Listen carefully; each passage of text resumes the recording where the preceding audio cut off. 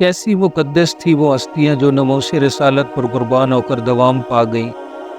कितनी मुबारक थी वो जवानियाँ जो ख़त्म नबूवत के लिए अपनी तवानाइयाँ लुटाकर हमेशा के लिए अमर हो गईं। शहादत की आरज़ू हर साहिब ईमान के दिल में हर आन जगमगाती रहती है। अज़मत तौहीद और शान रिसालत मआब सल्लल्लाहु अलैहि वसल्लम पर हदिये जान और तन निछावर करना सदियों से फर्जंदान तौहीद का शेवा रहा है।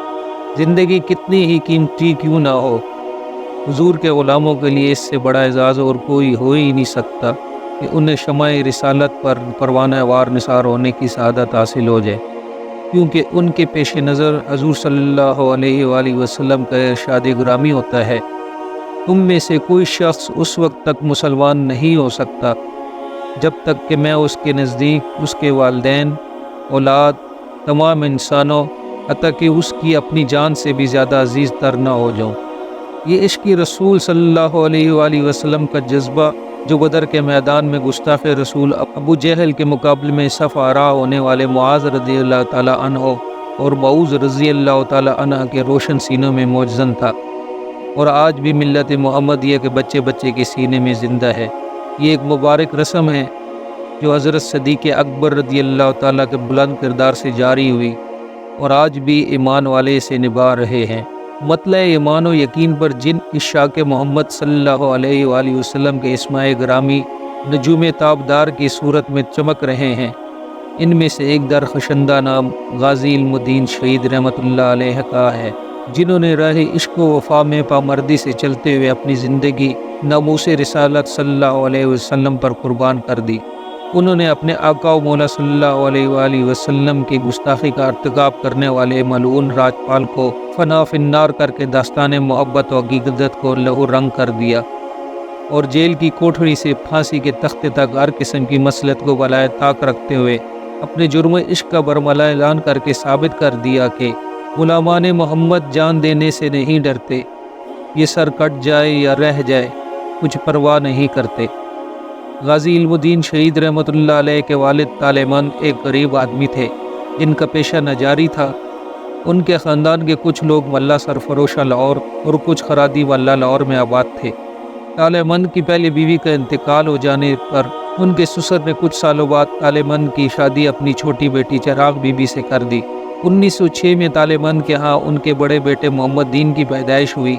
बाद अज़ा आशिक रसूल सल्लल्लाहु अलैहि वसल्लम गाज़ी इल्मुद्दीन शहीद रहमतुल्लाह अलैह 4 दिसंबर 1907 बरोज़ जुमेरात बामुताबिक 8 ज़ीक़ात 1326 कूचे चाबक सवारों अल्लाह सरफरोशां सरिया वाला बाजार जिसे कड़ा चीता वाला भी कहते हैं, अंदरून रंग महल लाहौर में पैदा हुए। 1929 से पहले तो ये बाजार भेड़ बकरियों की सरफरोशी की वजह से मशहूर था, मगर अब इल्मुद्दीन की सरफरोशी ने इसे इंसानों की तरह मंसूब कर दिया।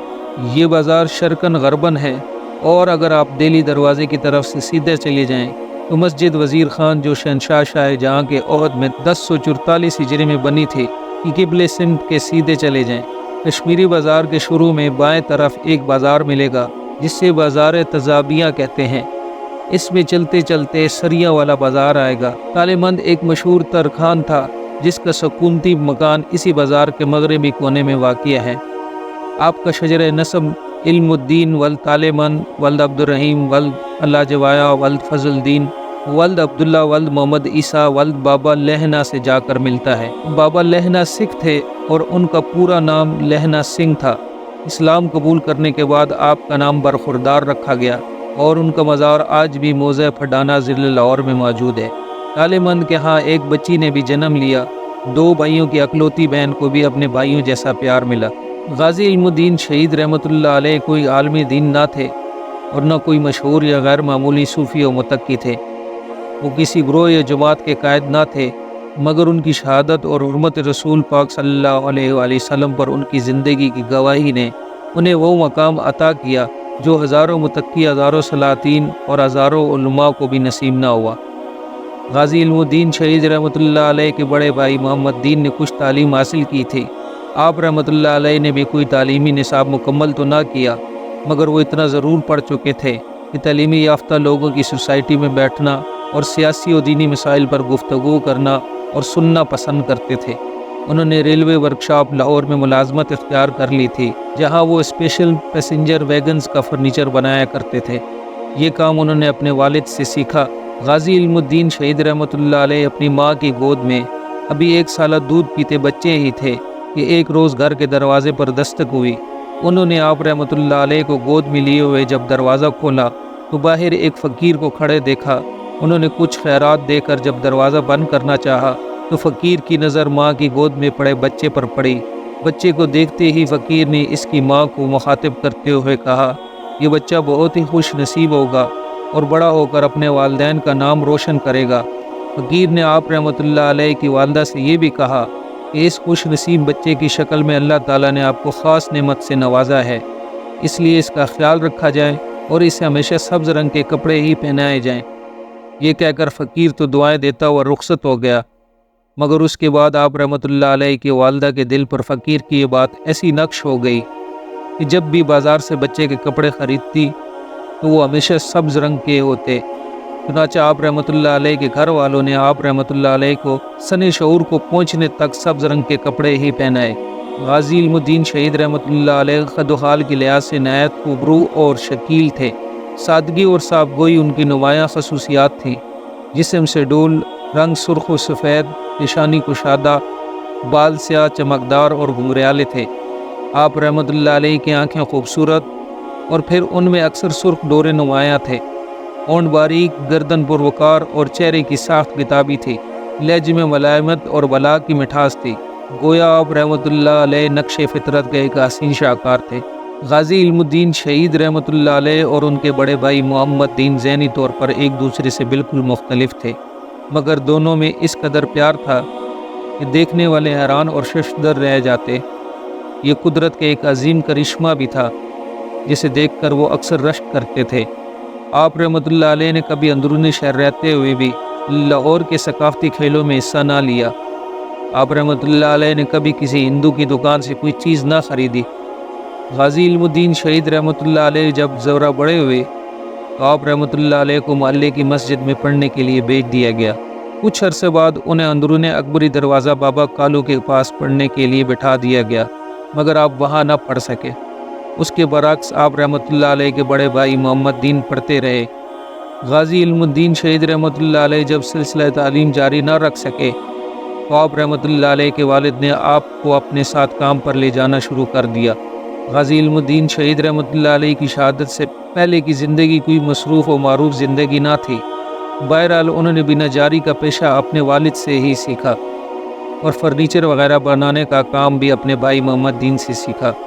آپ رحمۃ اللہ علیہ کی مختلف جگہوں سے ملازمت چھوڑنے کی وجہ بھی یہی ہوتی تھی کہ آپ رحمۃ اللہ علیہ اکثر دینی معاملات میں مذہب اسلام کی تائید و حمایت میں الجھ پڑتے۔ آپ رحمۃ اللہ علیہ نے اپنے والد اور بھائی کے ساتھ کام کر کے مہارت حاصل کر لی تھی۔ آپ رحمۃ اللہ علیہ نے مختلف پرائیویٹ ورکشاپوں میں بھی کام کیا، لہٰذا اپنے والد صاحب کے ساتھ 1 جنوری 28 کو کوہاٹ چلے گئے، جہاں بنو بازار میں فرنیچر کا کام کرتے رہے۔ ایک برس کوہاٹ میں کام کرنے کے بعد اپنے والد صاحب ہی کے ساتھ مارچ 1929 میں لاہور آئے کہ ان کی سگائی رشتے کے ایک ماموں کی بیٹی سے کر دی گئی۔ وہ فرنیچر بنانے کے سلسلے میں اتنی سمجھ بوجھ حاصل کر چکے تھے کہ انہوں نے لاہور کی نسبت کوہاٹ میں کام کاج چلانے کو زیادہ اچھا ذریعہ آمدن قرار دیا اور والد صاحب کے ساتھ واپس کوہاٹ جانے کی تیاری کرنے لگے، مگر قدرت نے ان سے کوئی اور ہی کام کروانے کا فیصلہ کر رکھا تھا۔ یاد رہے کہ مشترکہ ہندوستان میں مسلمانوں کے لیے حصول رزق حلال ایک مسئلہ تھا اور پڑھے لکھے لوگوں کی تعداد بھی بہت کم ہوا کرتی تھی۔ میاں طالع مند نے اوائل عمر میں ہی کسب معاش کی خاطر نجاری کا پیشہ اختیار کیا تھا اور اتنے ماہر اور چابک دستکار بن گئے کہ نظام دکن کی انتظامیہ نے دہلی میں عثمان علی خان کی رہائش کے لیے جو بنگلہ بنوایا ان کا تمام کام انہی کے ہاتھوں سے ہوا اور محنت، صفائی، ایمانداری اور لگن سے کام کرنے کے نتیجے میں انہیں سند حسن کارکردگی دی گئی۔ غازی علم الدین شہید رحمۃ اللہ علیہ اپنے حال میں مست رہتے تھے۔ انہیں کچھ خبر نہ تھی کہ ملک میں کیا ہو رہا ہے۔ اس وقت ہندوستان میں انگریزوں کی حکمرانی تھی۔ ہندو اپنی چالاکی اور ہوشیاری کی وجہ سے حکمرانوں کے قریب تھے، اس لیے انہوں نے مسلمانوں کے پیغمبروں کی شان کے خلاف زہر اگلنے کے لیے شدی اور شنگٹن تحریکیں شروع کر رکھی تھیں۔ ان تحریکوں میں لاہور کے 2 پروفیسر پنڈت چموپتی اور پنڈت چنتامنی پیش تھے۔ وہ دیو کالج میں پروفیسر تھے اور انہوں نے حضور صلی اللہ علیہ وآلہ وسلم کی ازدواجی زندگی کے بارے میں جھوٹ پر مبنی بہت دل آزار کتاب لکھی تھی۔ ان تحریکوں کا مقابلہ کرنے کے لیے مسلمانوں نے بھی مذہبی تنظیمیں بنا کر تحریک شروع کر رکھی تھی۔ تحریک خلافت کے دوران ہندو مسلم اتحاد کے بے نظیر مظاہرے دیکھنے میں آئے تھے، لیکن ہندو مسلم اتحاد کا یہ مصنوعی باب جلد ہی اپنے انجام کو پہنچا اور ہندوؤں نے تحریک کے ختم ہوتے ہی اس اتحاد کو پارا پارا کر دیا۔ اس سلسلے میں ہندو معاذبہ اور آریہ سماجیوں نے مسلمانوں کے مذہب، تمدن اور سیاسی تاریخ کو مسخ کرنے میں اہم کردار ادا کیا۔ آریہ سماجیوں کی سرگرمیوں کے مرکز ویسے تو تمام ہندوستان میں موجود تھے، لیکن لاہور ان کی سرگرمیوں کا خاص مرکز تھا۔ انہی دنوں طریق شماتت رسول کے ایک اور کارکن راج پال نے 1923 میں اسپتال روڈ لاہور سے ایک انتہائی شرمناک اور دل آزار کتاب شائع کی، جس میں محبوب خدا حضرت محمد صلی اللہ علیہ وآلہ وسلم کے ذات اقدس پر رقیق اور ناروا حملے کیے۔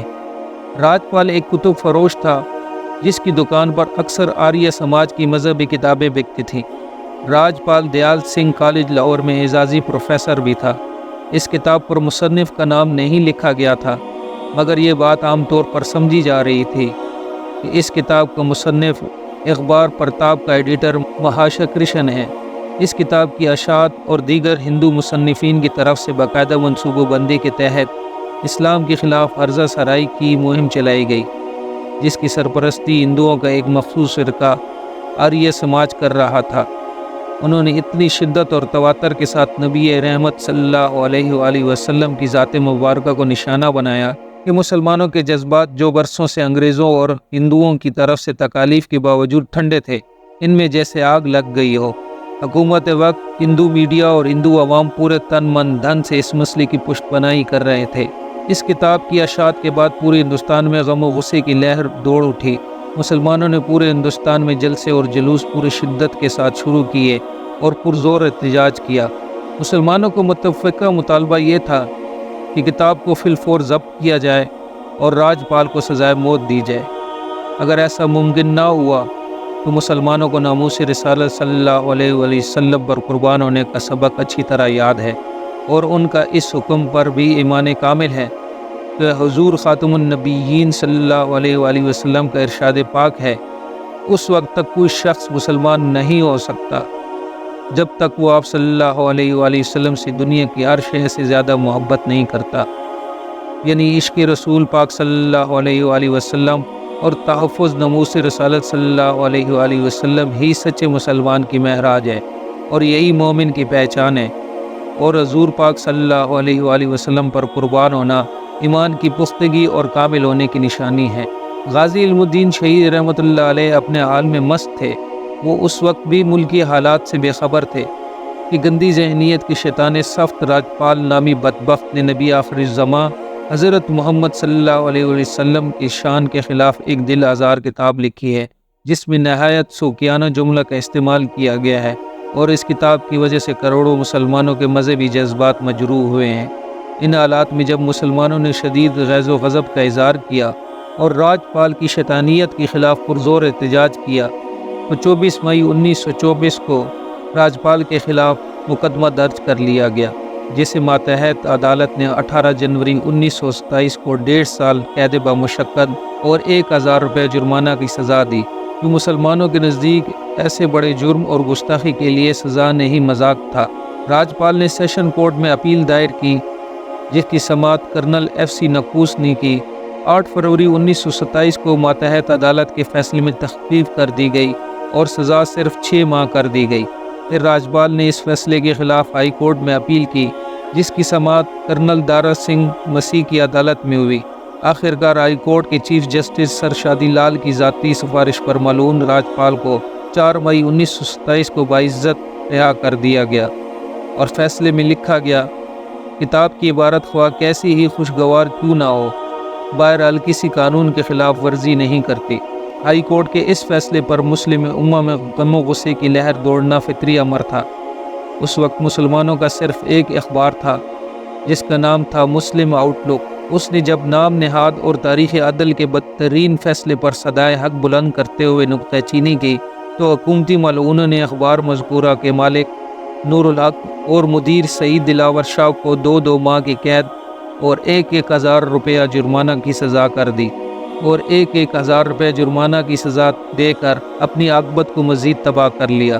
اخبار مسلم آؤٹ لک نے لکھا تھا، اس سے بڑھ کر اور کیا دل آزاری ہو سکتی ہے کہ دنیا کا ہر مسلمان قبیدہ خاطر ہے، بلکہ ناموس حبیب کبریا صلی اللہ علیہ وآلہ وسلم پر اپنے خون کا آخری قطرہ تک نثار کرنے کے لیے تیار ہے، اور ہر مسلمان اپنی زندگی کو امام المرسلین صلی اللہ علیہ وآلہ وسلم پر قربان کرنا فخر سمجھتا ہے۔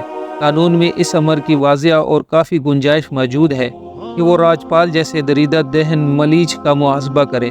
مسلمان ایک زندہ اور فعال قوم ہے۔ اگر عدالت عالیہ نے اپنے اس فیصلے پر نظر ثانی نہ کی تو کوئی عاشق رسول صلی اللہ علیہ وآلہ وسلم اس منکر کا پیٹ چاک کر دے گا۔ ہائی کورٹ کے اس فیصلے نے مسلمانوں کے جذبات کے علاوہ پر تیل کا کام کیا، اور دیکھتے ہی دیکھتے برصغیر میں مسلمان راجپال اور اس کی کتاب کے خلاف اٹھ کھڑے ہوئے۔ احتجاجی جلسے اور جلوسوں کا زبردست اور زوردار سلسلہ شروع ہو گیا۔ اس دوران میں ایک شخص نے راجپال پر حملہ کیا اور اسے قتل کرنے کی کوشش کی، مگر وہ بدبخت بچ نکلا۔ انگریز حکومت نے راجپال کو نہ صرف سزا سے نجات دلائی بلکہ راجپال کی حفاظت کے لیے سرکاری گارڈز بھی فراہم کیے، اور یوں یہ بدبخت ہر وقت سرکاری حفاظت میں رہنے لگا۔ اس سخت ترین دل آزاری، ظلم، جانبداری اور اڑ درمی کے بعد مسلمانوں نے ناموس رسالت صلی اللہ علیہ وآلہ وسلم پر خود قربان ہونے کا فیصلہ کر لیا۔ ہندوستان کے مختلف کونوں سے مسلمان لاہور آئے، کئی گرفتار ہوئے اور کچھ نے سخت ترین سزاؤں کا سامنا کیا، لیکن اللہ تعالیٰ نے یہ عظیم سعادت لاہور کے ایک نوجوان علم الدین کے مقدر میں لکھ رکھی تھی۔ اس سے پہلے غازی عبد الرحمن انہی دنوں راجپال کو واصل جہنم کرنے کے لیے کوارٹ سے لاہور آیا تھا اور لوگوں سے پتہ پوچھ کر اس خبیث کی دکان پر پہنچ گیا، لیکن اس وقت بدقسمتی سے راجپال کی بجائے اس کا دوست جتندر دکان پر بیٹھا ہوا تھا، جسے غازی عبد الرحمن نے راجپال سمجھا اور خنجر کے ایک ہی وار سے واصل جہنم کر دیا۔ مسلمانوں کے رد عمل اور بعض مصلحتوں کے تحت انگریز حکومت نے موت کی بجائے غازی عبد الرحمن کو 14 سال قید کی سزا سنائی، تاہم راجپال کا ناپاک وجود دھرتی پر بوجھ بنا ہوا تھا۔ مسلمانوں کو صبر و قرار کیسے آ سکتا تھا؟ لہٰذا لاہور کے ایک دودھ فروش غازی خدا بخش نے اس نابکار کا خاتمہ کرنے کی کوشش کی، مگر وہ بچ نکلا اور خدا بخش کو 7 سال کے لیے جیل کی سلاخوں کے پیچھے بھیج دیا گیا۔ مسلمانوں کے اس رد عمل نے راجپال کو مزید خوفزدہ کر دیا اور اس کی سیکیورٹی اور سخت ہو گئی۔ علم الدین کے بڑے بھائی محمد دین منعقدہ مجلسوں میں ضرور جاتے اور خلافت موومنٹ کی کارکردگی کو بھی سراہا کرتے۔ علم الدین جو ان حالات سے بے خبر تھے، حسب معمول 31 مارچ 1929 کی شام کام سے فارغ ہونے کے بعد غروب آفتاب کے وقت بڑے بھائی کے عمرہ واپس جا رہے تھے تو دلی دروازے میں لوگوں کا ایک بڑا ہجوم دیکھا۔ ایک عظیم الشان احتجاجی جلسہ تھا جو درگاہ حضرت شاہ محمد غوث بالمقابل احاطہ شیخ عبد الرحیم میں منعقد ہوا۔ اس میں امیر شریعت سید عطا اللہ شاہ بخاری رحمۃ اللہ علیہ کی تقریر نے برصغیر کے مسلمانوں کے دلوں کو لرزا دیا اور ان کے ضمیر کو آواز دی۔ آپ نے فرمایا، آج آپ لوگ جناب فخر رسول محمد عربی صلی اللہ علیہ وآلہ وسلم کی عزت و ناموس کو برقرار رکھنے کے لیے یہاں جمع ہوئے ہیں۔ آج جن سے انسان کو عزت بخشنے والے کی عزت خطرے میں ہے، آج اس جلیل المرتبت کا ناموس معرض و خطر میں ہے جس کی دی ہوئی عزت پر تمام موجودات کو ناز ہے۔ اس جلسہ میں مفتی کفایت اللہ اور مولانا احمد سعید دہلوی بھی موجود تھے۔ شاہ جی نے ان سے مخاطب ہو کر کہا، آج مفتی کفایت اللہ اور احمد سعید کے دروازے پر ام المومنین عائشہ صدیقہ رضی اللہ تعالی عنہا اور ام المومنین خدیجہ الکبریٰ رضی اللہ تعالی عنہا کھڑی آواز دے رہی ہیں، ہم تمہاری مائیں ہیں، کیا تمہیں معلوم نہیں کہ کفار نے ہمیں گالیاں دی ہیں؟ ارے دیکھو، کہیں ام المومنین عائشہ صدیقہ رضی اللہ تعالی عنہا دروازے پر تو کھڑی نہیں۔ آج اگر کوئی روحانیت کی آنکھ سے دیکھ سننے والا ہو تو دیکھ سکتا ہے کہ رسول کریم صلی اللہ علیہ وآلہ وسلم اور آپ صلی اللہ علیہ وسلم کے ازواج مطہرات ہم مسلمانوں کی مائیں اہل اسلام سے فریاد کر رہی ہیں کہ تمہاری سرزمین میں ہماری بے حرمتی کی جا رہی ہے، ہمیں کھلے بندوں گالیاں دی جا رہی ہیں۔ اگر کچھ پاس رسالت ہے تو ناموس رسالت صلی اللہ علیہ وآلہ وسلم کی حفاظت کرو۔ یہ کلمات اہل ایمان کے دلوں کی دھڑکنوں میں ڈل گئے۔ مسلمان علماء و مشائخ، بالخصوص حضرت پیر سید جماعت علی شاہ رحمۃ اللہ علیہ، مولانا ظفر علی خان رحمۃ اللہ علیہ علامہ اقبال رحمۃ اللہ علیہ اور دوسرے مسلم زعماء نے مسلمانوں کے اندر عشق رسول صلی اللہ علیہ وسلم کی لافانی محبت کو دو چند کر دیا اور برصغیر کے کونے کونے سے گستاخان بارگاہ نبوت صلی اللہ علیہ وآلہ وسلم کے خلاف سخت کارروائی کا مطالبہ ہونے لگا۔ شاہ جی رحمۃ اللہ علیہ کی تقریر سننے کے بعد غازی علم الدین شہید رحمۃ اللہ علیہ کی کیفیت عجیب سی ہو گئی۔ گھر پہنچنے تک یہی خیالات ان کے ذہن میں گھومتے رہے۔ گھر پہنچے تو آپ رحمۃ اللہ علیہ بہت تھک چکے تھے، اس لیے جلد ہی سو گئے۔ اس روز ان کو خواب میں ایک بزرگ ملے اور کہا، علم الدین تم ابھی تک سو رہے ہو؟ تمہارے نبی صلی اللہ علیہ وآلہ وسلم کے شان کے خلاف اسلام دشمن کھلم مکھلا کاروائیاں کر رہے ہیں، دیر نہ کرو، یہ کام تم نے کرنا ہے، اٹھو اور جلدی کرو۔ علم الدین بڑبڑا کر اٹھ بیٹھے اور آپ رحمۃ اللہ علیہ کا تمام جسم پسینے میں شرابور تھا۔ آپ رحمۃ اللہ علیہ پریشانی کی حالت میں منہ اندھیرے ہی گھر سے نکلے اور اپنے دوست شیدے کے گھر جا پہنچے، پھر اسے ساتھ لیے بھاٹی چوک کی طرف نکلے۔ وہاں جب شیدے کو یہ خواب سنایا تو وہ پھٹی پھٹی نظروں سے آپ رحمۃ اللہ علیہ کی طرف دیکھنے لگا۔ آپ رحمۃ اللہ علیہ کی دریافت کرنے پر اس نے کہا کہ یہ خواب میں نے بھی دیکھا ہے۔ آپ رحمۃ اللہ علیہ بولے تو پہلے میں نے دیکھا ہے، اس لیے پہلے عمل بھی میں ہی کروں گا، راجپال کی زندگی کا خاتمہ میرے ہاتھوں ہی ہوگا۔ شیدے نے اعتراض کیا تو علم الدین نے کہا، اب بھی فیصلہ ہو جانا ہے۔ اس کے ساتھ ہی وہ اٹھے اور کاغذ کے 2 ٹکڑے اٹھا لائے، ایک ٹکڑا شیدے کو دیا، ایک اپنے پاس رکھا اور شیدے کو اپنے کاغذ کے ٹکڑے پر نشان لگانے کو کہا۔ کچھ دیر بعد دونوں نے نشان لگا کر کاغذ کے ٹکڑے زمین پر پھینک دیے اور اسی میدان میں کھیلتے ہوئے ایک بچے کو بلا کر پرچی اٹھانے کو کہا۔ بچے نے جو پرچی اٹھائی اس پر علم الدین کا نام تھا۔ یہ جان کر وہ خوشی سے اچھل پڑے۔ علم الدین اس طرح نہیں، ایک بار پھر پرچی پھینکو۔ شیدے نے کہا۔ علم الدین نے ایک بار پھر پرچیاں پھینکی تو پھر آپ رحمۃ اللہ علیہ کا نام نکل آیا۔ اس وقت شیدے کا چہرہ بالکل مرجھایا ہوا تھا۔ علم الدین 2 دفعہ تمہارا نام ہی نکلا ہے، صرف ایک بار اور۔ نہیں شیدے اب نہیں، فیصلہ ہو گیا ہے، علم الدین نے کہا۔ تو شیدے نے اس کی منت سماجت کرتے ہوئے کہا، علم الدین صرف ایک بار پرچی پھینکو، اب کی بار اگر تمہارا نام نکلا تو تمہاری قسمت۔ ٹھیک ہے، اتنا کہتے ہو۔ علم الدین نے دونوں پرچیاں دوبارہ پھینکی۔ جب بچے نے دوبارہ پرچی اٹھائی تو جو نام نکلا وہ پھر علم الدین ہی کا تھا۔ علم الدین کا چہرہ اس جیت کی خوشی سے سرخ ہو گیا تھا اور شیدہ افسردہ حالت میں آپ رحمۃ اللہ علیہ کی قسمت پر رشک کر رہا تھا۔ کچھ دیر بعد وہ دونوں وہاں سے چل دیے۔ آپ رحمۃ اللہ علیہ نے 5 اپریل کو دوبارہ اپنے بھائی سے اسی موضوع پر گفتگو کی۔ بھائی نے کہا کہ سوامی دیانند کا شاگرد مہاکرشن ہے جو روزنامہ پرتاپ کا مدیر ہے۔ اس نے کتاب لکھی جس میں رسول پاک صلی اللہ علیہ وآلہ وسلم پر فحش الزامات تراشے گئے، مگر ڈرپوک اتنا ہے کہ مسلمانوں کے غم و غصہ سے بچنے کے لیے پنڈت چموبتی کا فرضی نام بطور مصنف لکھ دیا۔ جس شخص نے یہ کتاب چھاپی ہے اس نے اپنا مکمل پتہ اور نام کتاب پر درج کیا ہے۔ علم الدین شہید رحمۃ اللہ علیہ نے اپنے بھائی سے دوبارہ اس دکان کا راستہ معلوم کیا جہاں راجپال تھا، مگر آپ رحمۃ اللہ علیہ کے گھر والے آپ کی خاموشی سے کچھ نہ سمجھ سکے۔ آپ رحمۃ اللہ علیہ نے اپنے بھائی سے بھی پوچھا کہ اگر میں راجپال موزی کو واصل جہنم کر دوں تو کیا ہوگا؟ آپ کے بھائی نے جواب دیا، شافع محشر حضرت محمد صلی اللہ علیہ وآلہ وسلم آپ رحمۃ اللہ علیہ سے راضی ہوں گے اور آپ رحمۃ اللہ علیہ شہید ہو کر جنت الفردوس میں جائیں گے۔ چنانچہ 6 اپریل 1929 کو غازی علم الدین شہید رحمۃ اللہ علیہ نے صبح صاف ستھرا لباس زیب تن کیا، خوشبو لگائی اور سر پر گلابی رنگ کا رومال رکھا۔ اس دن آپ نے اپنی والدہ سے اپنی پسند کا کھانا بنوایا، بھابھی کے ہاتھ کے بنے ہوئے چاول کھائے اور والدہ صاحبہ سے 4 آنے وصول کیے، حالانکہ اس سے پہلے وہ صرف 1 آنا وصول کرتے تھے۔ 4 آنے وصول کر کے خوشی خوشی گھر سے نکلے اور لنڈا بازار جا کر لوہا بازار سے 13 انچ لمبی چھری خریدی۔ یاد رہے کہ لوہا بازار اس زمانے میں آتما کباڑیے کی دکان کے نام سے مشہور تھا۔ آپ رحمۃ اللہ علیہ نے چھری کو ڈب میں رکھا، نشہ شہادت میں سرمست ہو کر راجپال کی دکان کی طرف چل دیے۔ دل میں عقیدت کے گلاب کھل رہے تھے۔ غازی علم الدین شہید رحمۃ اللہ علیہ ناموس رسالت کے پاسداری کا جذبہ عظیم اپنے نامہ اعمال میں سجائے ملعون راجپال کی دکان پر پہنچے۔ انارکلی میں اسپتال روڈ پر عشرت پبلشنگ ہاؤس کے سامنے ہی راجپال کا دفتر تھا جہاں وہ بیٹھا کرتا تھا۔ راجپال کچھ دیر پہلے مذکورہ بالا کتاب چھاپنے کے سلسلے میں مقدمہ سے بری ہوا تھا۔ اس وقت دفعہ 295 سی تعزیرات ہند میں شامل نہ تھی، صرف فرقہ وارانہ فسادات پھیلانے کی دفعہ 295 قانون میں شامل تھی۔ ابھی آپ رحمۃ اللہ علیہ وہاں پہنچے ہی تھے کہ راجپال بھی اپنی کار میں وہاں آ پہنچا۔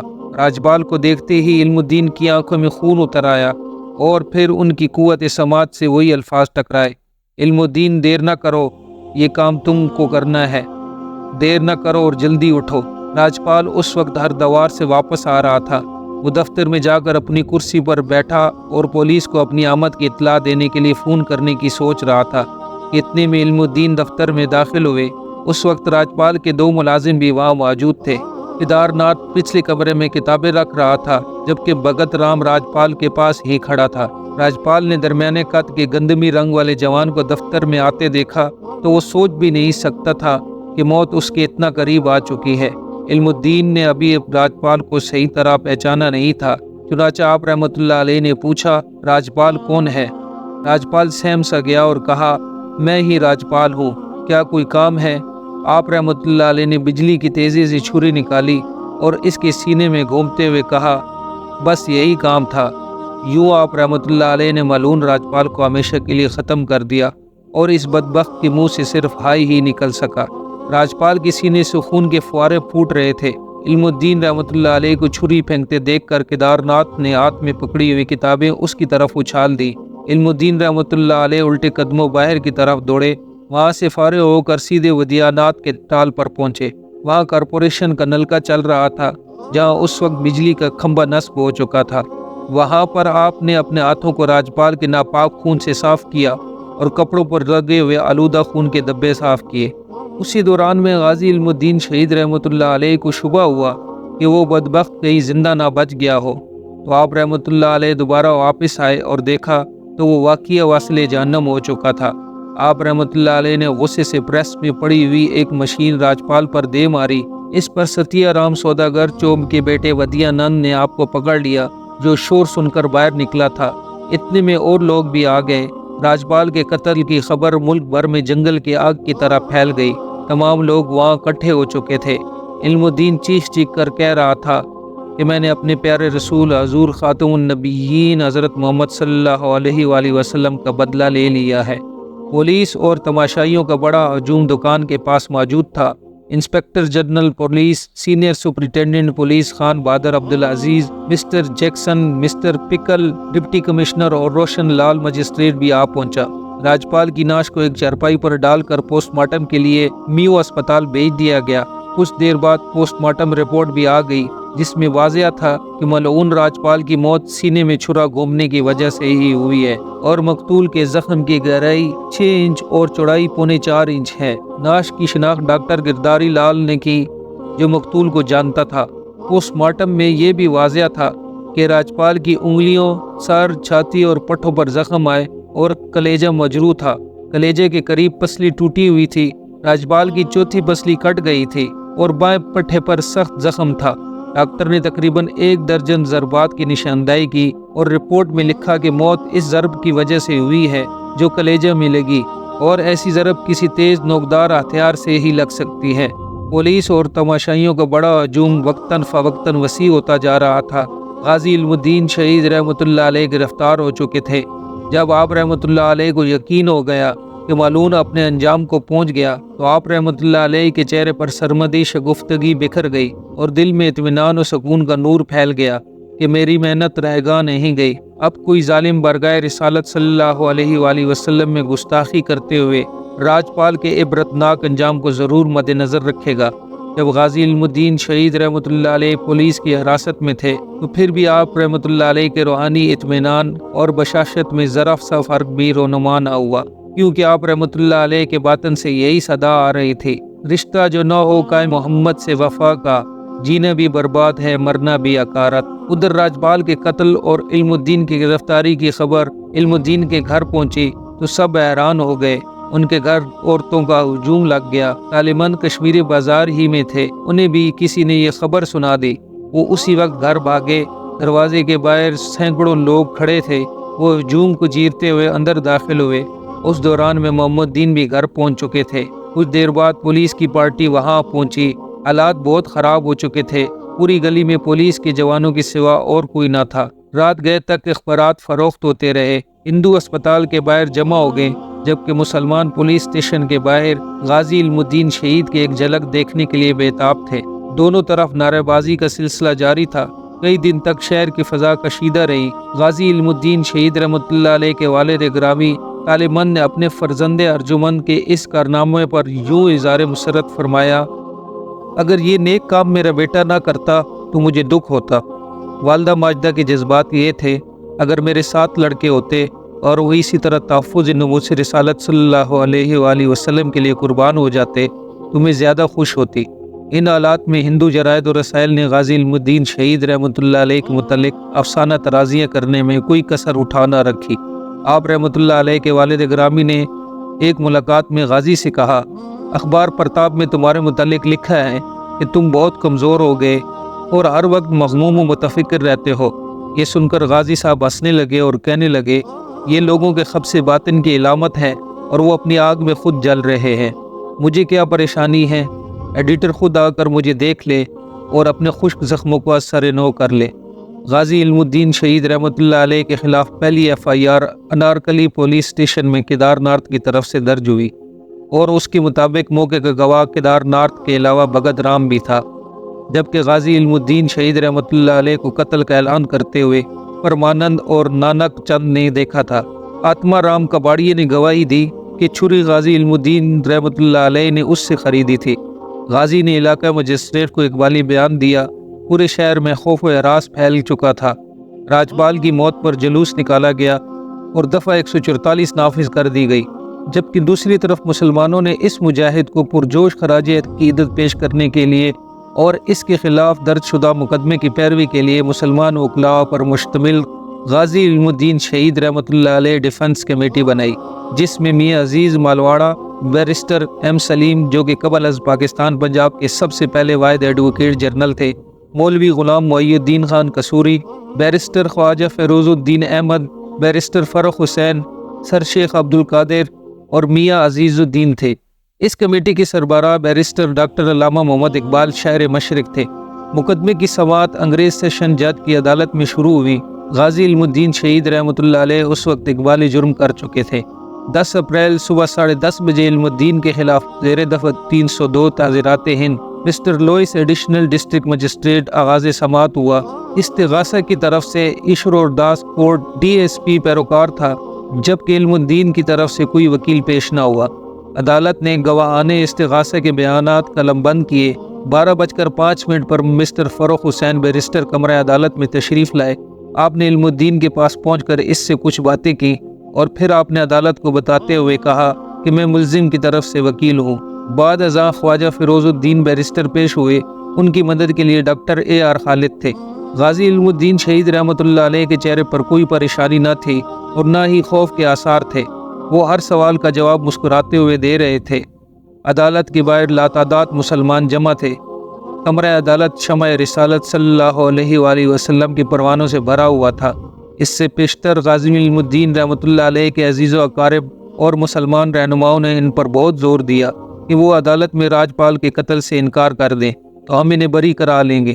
یہ غازی علم الدین شہید رحمۃ اللہ علیہ کے عشق کی آزمائش تھی۔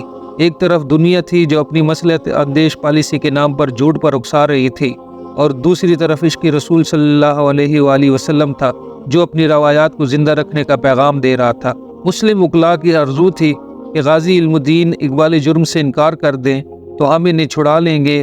اس طرح کفر پر ہماری ہیبت بیٹھ جائے گی کہ ہم نے اس گستاخ کافر کو واصل جہنم بھی کر دیا اور عدالت سے بھی بری ہو گئے۔ مگر غازی علم الدین رحمۃ اللہ علیہ ایک لمحہ کے لیے بھی مسلط کے نام پر عیار عقل کے فریب میں آنے کو تیار نہ تھے۔ عدالت میں جب آپ رحمۃ اللہ علیہ کے بیان کی باری آ گئی تو آپ نے فرمایا، میں نے کسی انسان کو قتل کرنے کا جرم نہیں کیا۔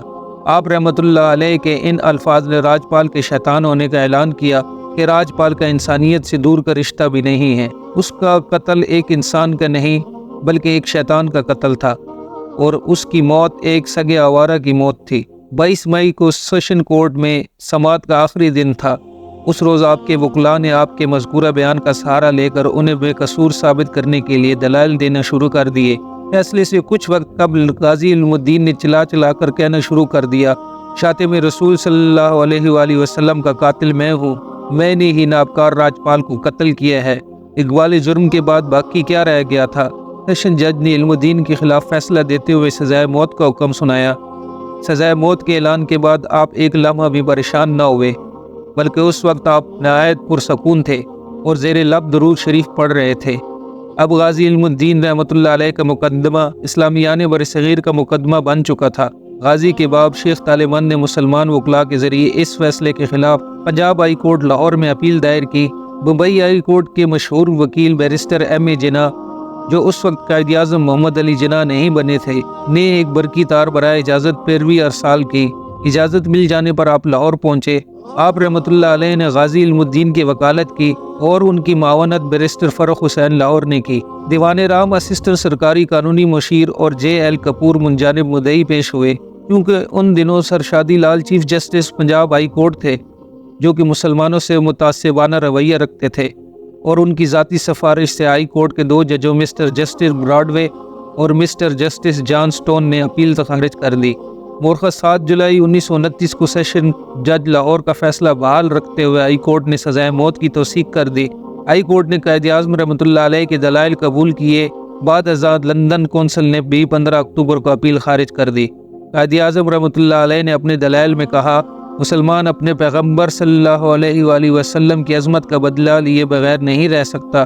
ملزم کا قتل اشتعال انگیزی کے باعث ہے، اس لیے ملزم غازی علم الدین رحمۃ اللہ علیہ کے خلاف زیر دفعہ 302 قتل عمد کی بجائے زیر دفعہ 308 قتل بوجہ اشتعال کارروائی کرنی چاہیے، اور ملزم کو سزائے موت کی بجائے 7 سال کی قید کا مستوجب سمجھنا چاہیے۔ مگر ہائی کورٹ کے اس فیصلے پر غازی علم الدین رحمۃ اللہ علیہ نے شکر کا کلمہ پڑھا اور اپنی قربانی کی قبولیت کی دعا کی۔ جب عدالت عالیہ نے غازی علم الدین کیس میں سیشن کے فیصلے کو برقرار رکھا اور غازی علم الدین کی سزائے موت برقرار رکھی، تو ہندو اخبارات نے مسٹر محمد علی جناح کے خلاف زبردست زہر اگلنا شروع کر دیا۔ مشہور متعصب ہندو اخبار پرتاب نے اس مسئلے پر کئی نوٹ لکھے۔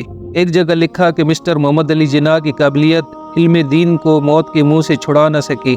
ایک جگہ لکھا کہ مسٹر محمد علی جناح کو ایسا مطلقاً کمزور مقدمہ لینا ہی نہیں چاہیے تھا، کیونکہ ہندوؤں کو ان کے خلاف ناواجب شکایات پیدا ہو گئی ہیں۔ قائد اعظم محمد علی جناح نے جس قابلیت سے مقدمے کی پیروی کی، اس پر روزنامہ الجمعیت دہلی نے اپنی اشاعت مورخہ 20 جولائی 1929 کو مسٹر جناح کی باطل شکن تقریر پر خراج تحسین ادا کیا۔ لاہور ہائی کورٹ سے بھی میاں علم الدین کی اپیل کا فیصلہ صادر ہو گیا اور پھانسی کا جو حکم سیشن عدالت سے ہوا تھا وہی بحال رہا۔ قائد اعظم کی مدلل اور مؤثر تقریر کو پڑھنے کے بعد اس کا اندازہ لگایا جا سکتا ہے کہ ان کے دلائل کس قدر وزنی تھے، اور انہوں نے ماتحت عدالت کی شہادتوں میں جن نقائص کا ذکر کیا تھا ان سے مقدمہ کس درجہ کمزور ہو گیا تھا۔ مگر ہائی کورٹ کے ججوں نے خدا معلوم کن وجوہ کی بنا پر ان دلائل کو قابل اطمینان نہیں سمجھا۔ غازی علم الدین کو عدالت کے احکام پر عمل درآمد کرنے کے لیے میانوالی جیل منتقل کرنے کے انتظامات کیے جانے لگے، کیونکہ کاتب تقدیر نے غازی علم الدین رحمۃ اللہ علیہ کی قسمت میں وہاں شہادت کا درجہ پانا لکھا تھا۔ چنانچہ علم الدین کو رات 12:30 بجے ریل گاڑی پر میانوالی روانہ کر دیا گیا۔ اس فیصلے کے بعد وہ انتہائی خوش و خرم رہنے لگے۔ 14 اکتوبر 1929 کو صبح سویرے ان کو میانوالی ڈسٹرکٹ جیل میں منتقل کیا گیا۔ وہاں کافی نامی گرامی لوگ ملاقات اور زیارت کے لیے حاضر ہوتے رہے۔ سجادہ نشین سیال شریف نے بھی ملاقات کی۔ پیر صاحب غازی رحمۃ اللہ علیہ کے جمال و جلال سے اس قدر متاثر ہوئے کہ کوئی خاص بات تو نہ کر سکے، البتہ سورہ یوسف پڑھنے لگ گئے۔ پیر صاحب ایک اچھے قاری اور حافظ تھے، لیکن سورہ یوسف کے پڑھنے کا یارانہ نہ پا سکے اور وفور جذبات سے بار بار رکنے لگے۔ اس پر غازی علم الدین رحمۃ اللہ علیہ نے حوصلہ بڑھاتے ہوئے کہا کہ آپ بسم اللہ شریف پڑھ کر ایک دفعہ پھر سے شروع کریں۔ پیر صاحب نے دوبارہ تلاوت کا آغاز کیا، لیکن اس دفعہ بھی روانی نہیں تھی۔ اکثر گلوگیر ہو کر رک جاتے اور کسی اور عالم میں پہنچ جاتے۔ غازی علم الدین جو قرآن شریف نہیں پڑھے ہوئے تھے اور سورہ یوسف پہلے ہرگز نہیں آتی تھی، پیر صاحب کو صحیح لقمے دیتے رہے اور سورہ یوسف پڑھنے میں پوری مدد کی۔ پیر صاحب ملاقات کر کے باہر آئے تو فرط حیرت و استجاب سے بول نہیں سکتے تھے، صرف اتنا ہی فرمایا، میں علم الدین کی لبادے میں کوئی اور ہستی پاتا ہوں۔ کون کہتا ہے کہ غازی علم الدین ان پڑھ اور جاہل ہیں؟ انہیں علم لدنی حاصل ہے اور وہ کائنات کے اسرار و رموز سے واقف ہیں۔ اس زمانے میں میانوالی میں کوئی سرکردہ شخصیت نہ تھی۔ جب میانوالی کے لوگوں کو معلوم ہوا کہ غازی علم الدین شہید رحمۃ اللہ علیہ کو پھانسی دینے کے لیے انہیں میانوالی منتقل کر رہے ہیں، تو میانوالی کے لوگوں نے پنچایتی طور پر محمد اکبر خان خنکی خیل کو اپنا لیڈر چنا اور ان کی قیادت میں میانوالی کے غیور لوگ جمع ہوئے اور انہوں نے ہر روز احتجاجی مظاہرہ کرنے کا اعلان کیا۔ 30 अक्टूबर को इल्म उद्दीन के वालिद, वालदा, भाई बहनों और दूसरे अजीज़ व क़ारिब ने उनसे आखिरी मुलाकात की। परवाना शमाए रिसालत सल्लल्लाहु अलैहि वसल्लम गाजी इल्मुद्दीन शहीद रहमतुल्लाह अलैह ने वसीयत की कि मेरे विसाल के बाद मुसलमान भाई और मेरे अजीज़ व क़ारिब रिश्तेदार रोने की बजाय दरूद शरीफ पढ़कर मुझे उसका सवाब बख्शें। नमाज जनाजा पढ़ना ताकि मियाँ वाली शहर के मुसलमानों की दुआ से मुस्तफ़ीद हो सकूँ। मियाँ वाली के लोग पक्के मुसलमान और आशिक रसूल सल्लल्लाहु अलैहि वसल्लम हैं।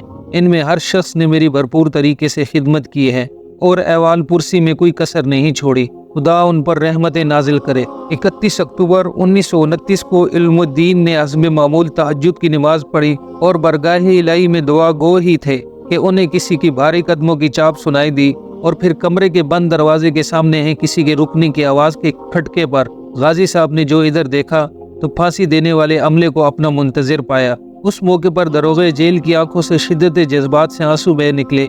आपने उसकी तरफ देखा और कहा, तुम गवाह रहना कि मेरी आखिरी आरज़ू क्या थी। आप रहमतुल्लाह अलैह ने मामूल से भी कम वक्त में नमाज अदा की। इतनी जल्दी आखिर किस लिए थी? मुमकिन है आपके जहन में ये बात हो कि कहीं मजिस्ट्रेट ये तसव्वुर न करे कि मैं ज़िंदगी की आखिरी घड़ियों को तूल देने के लिए देर कर रहा हूँ। दरोगा जेल ने बंद दरवाज़ा खोला। आप उठे और मुस्कुराते हुए दरवाजे की तरफ बढ़े। दायां पाँव कमरे से बाहर रखते हुए उन्होंने मजिस्ट्रेट से कहा, चलिए देर न करें। इसके साथ ही आप तेज़ तेज़ कदम उठाते तख्तेदार की जानिब चल पड़े। एक कमरे के सामने से गुजरते हुए आपने हाथ उठाकर एक कैदी को खुदा हाफिज कहा। जवाबन उसने नारे रिसालत सल्लल्लाहु अलैहि वसल्लम बुलंद किया। तब जेल हुकाम और मजिस्ट्रेट को मालूम हुआ कि जेल में सभी कैदी इल्मुद्दीन को मुबारकबाद देने के लिए सारी रात से जाग रहे हैं। कलमा शहादत के विर्द से फ़ज़ा गूंज रही थी। इल्मुद्दीन रहमतुल्लाह अलैह लम्हा भर के लिए रुके। मजिस्ट्रेट और पुलिस की दस्ती की तरफ देखा, उनके लब हिले और फिर चल दिए। तख्तेदार के करीब मुत्तलका हुकाम के अलावा मुसल्लह पुलिस के जवान भी खड़े थे। सबकी नज़रें आप रहमतुल्लाह अलैह पर जमी हुई थीं। उनकी नज़रों ने इससे पहले भी कई लोगों को तख्तेदार तक पहुँचते देखा था, लेकिन जिस शान और क़ुव्वत इरादी से उन्होंने इल्मुद्दीन को तख्तेदार की जानिब बढ़ते देखा, वो इसका तस्वर भी नहीं कर सकते थे। उन्हें क्या मालूम था कि जो हयात इल्मुद्दीन को नसीब होने वाली थी उसका तो हर मुसलमान आरज़ूमंद रहता है। उस वक्त आप रहमतुल्लाह अलैह की आंखों पर स्याह पट्टी बंधी हुई थी और आप रहमतुल्लाह अलैह को स्याह रंग का लिबास पहना दिया गया। जब मजिस्ट्रेट ने आप रहमतुल्लाह अलैह से आप रहमतुल्लाह अलैह की आखिरी ख्वाहिश पूछी तो आप रहमतुल्लाह अलैह ने फरमाया कि मैं फांसी का फंदा चूम कर खुद अपने गले में डालना चाहता हूँ। बाद अज़ा इल्मुद्दीन रहमतुल्लाह अलैह के हाथ पाँव बांध दिए गए। उस दौरान में आप रहमतुल्लाह अलैह ने इर्द गिर्द के लोगों को मुखातिब करते हुए कहा, तुम गवाह रहो कि मैंने हुर्मत रसूल सल्लल्लाहु अलैहि वसल्लम के लिए राजपाल को कत्ल किया है, और गवाह रहना कि मैं इश्क़ रसूल सल्लल्लाहु अलैहि वसल्लम में कलमा शहादत पढ़ते हुए जान दे रहा हूँ। आप रहमतुल्लाह अलैह ने कलमा शहादत बावाज़ बुलंद पढ़ा और फिर रस्नेदार को बोसा दिया। इल्मुद्दीन रहमतुल्लाह अलैह हकीकत में हर उस शे को मुबारक समझते थे जो उनको बरगाह हबीब में पहुँच जाने का ज़रिया बन रही थी।